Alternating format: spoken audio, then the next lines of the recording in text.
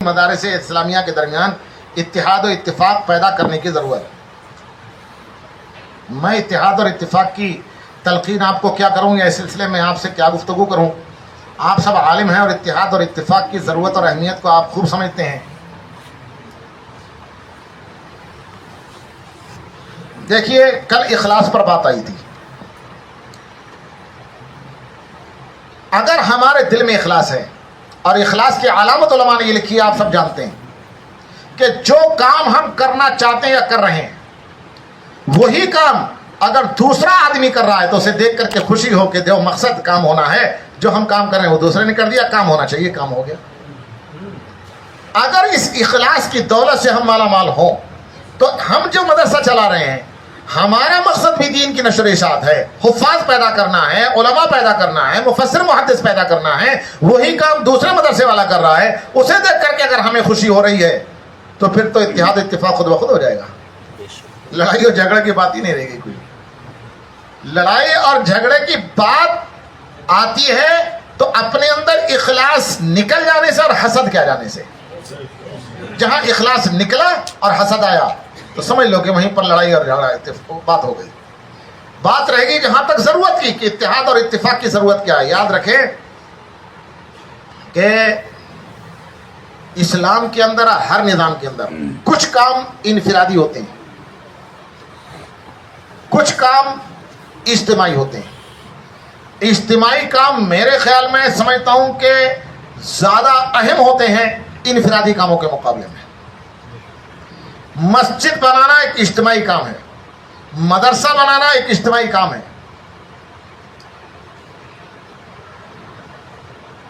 جہاد کرنا ایک اجتماعی کام ہے، اسلامی نظام کو دنیا میں نافذ کرنا خلیفۃ المسلمین کے ماتحت اور خلیفۃ المسلمین کے کارندوں اور عمال کے ذریعے سے ایک اجتماعی کام ہے۔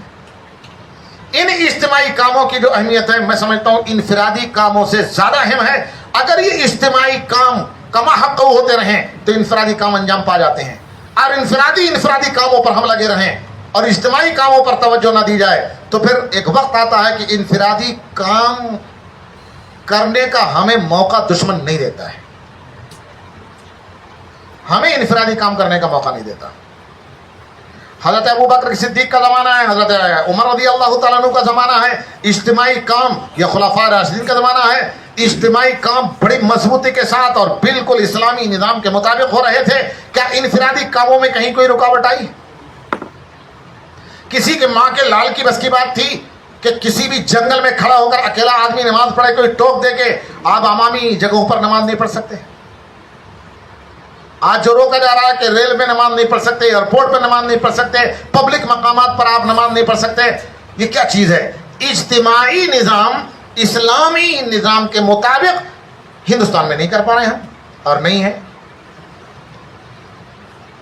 اجتماعی نظام کی اہمیت انفرادی اعمال کے مقابلے میں بہت زیادہ ہے۔ اجتماعی کاموں کے انجام دہی میں کمال کیسے پیدا ہوگا؟ قرآن و حدیث کے اندر اس پر بہت زیادہ زور دیا گیا ہے، بہت زیادہ زور دیا گیا ہے۔ اور بظاہر ایسا لگتا ہے، محدثین کھول کر کے جب بیان کرتے ہیں تو سمجھ میں آتا ہے کہ ارے اس حدیث کے اندر یہ بھی چیز ہے، ورنہ بظاہر ایسا لگتا ہے کہ اس کا تو کوئی اس سے تعلق ہی نہیں ہے۔ مثلا میں ایک حدیث آپ کو سناؤں، آپ نے بہت مرتبہ پڑھ رکھی ہے، للمؤمن علی المؤمن ست خصال، ایک حدیث مشہور ہے۔ ایک مومن کے دوسرے مومن پر 6 حقوق ہیں، صرف ایمان اور کلمے کی بنیاد پر، چاہے آپس میں قرابت ہو نہ ہو، آپس میں صداقت ہو نہ ہو، جوار کا پڑوس کا تعلق ہو یا نہ ہو، پڑوسی ہونے سے جو حقوق آتے ہیں وہ الگ، رشتے ناتے ہونے کے ناتے جو حقوق آتے ہیں وہ الگ، اور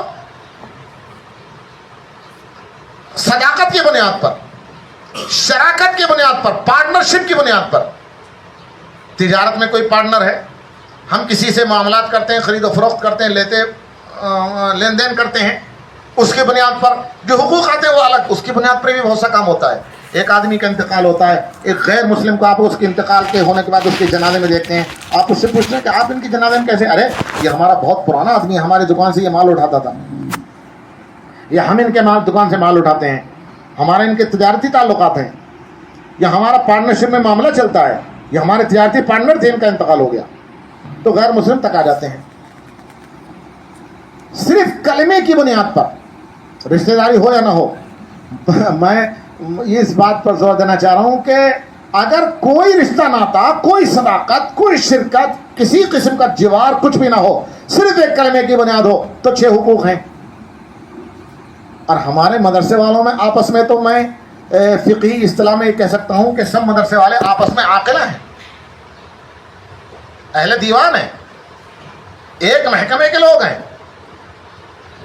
اگر عاقلہ میں سے، اہل دیوان میں سے ایک آدمی کوئی جنایت کر دے تو اس کی دیت تمام لوگوں پر آتی ہے اور تمام لوگوں کو اس میں شریک ہونا پڑتا ہے، دینا پڑتا ہے.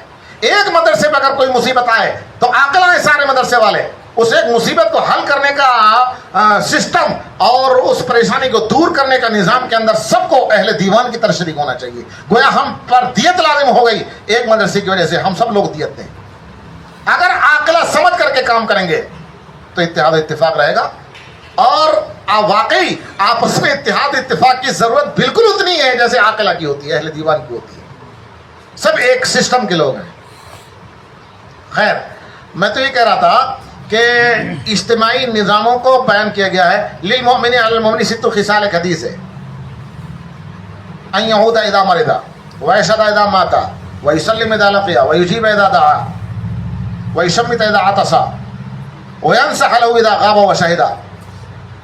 یہ 6 حقوق ہیں، مجھے ان کی تشریح نہیں کرنی ہے. ان تمام اس حدیث کے ذیل میں محدثین نے لکھا ہے. آپ حدیث کی شروعات کو دیکھیں گے تو پتہ چلے گا کہ یہ معمولی درجے کی چیزیں نہیں ہیں جنہیں ہم معمولی سمجھ کر کے مشکات وغیرہ میں کہ چونکہ اس میں اختلاف نہیں نکل جاؤ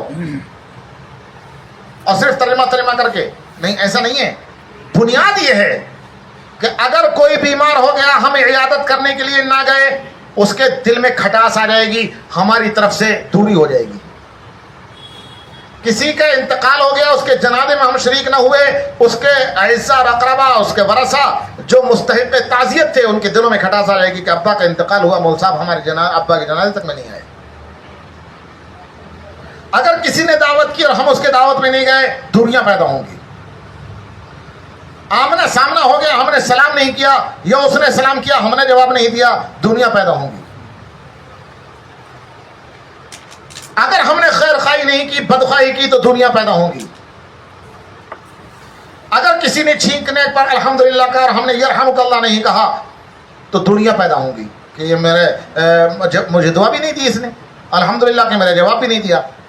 اگر یہ ہم حقوق ادا کریں گے، اتحاد اور اتفاق پیدا ہوگا.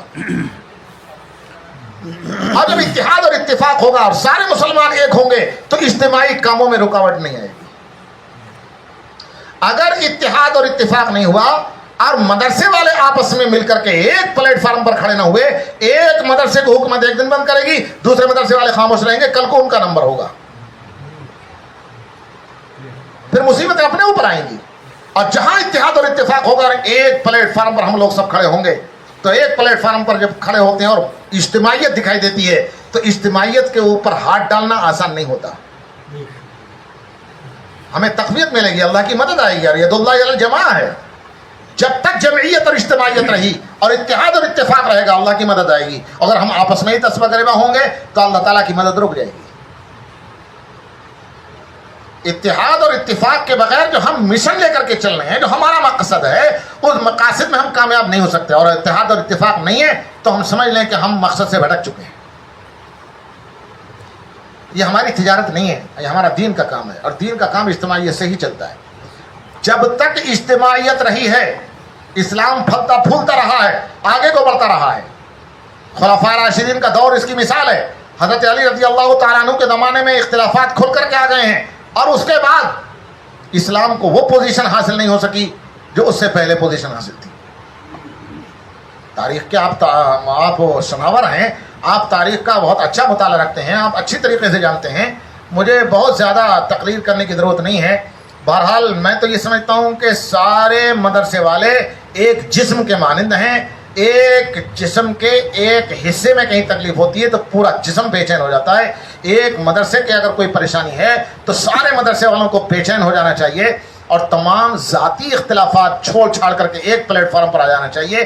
اتحاد اور اتفاق کی ضرورت آپ مجھ سے زیادہ جانتے ہیں. بس بات یہ ہے کہ اللہ تعالی ہم سب کو عمل کرنے کی توفیق عطا فرما دے.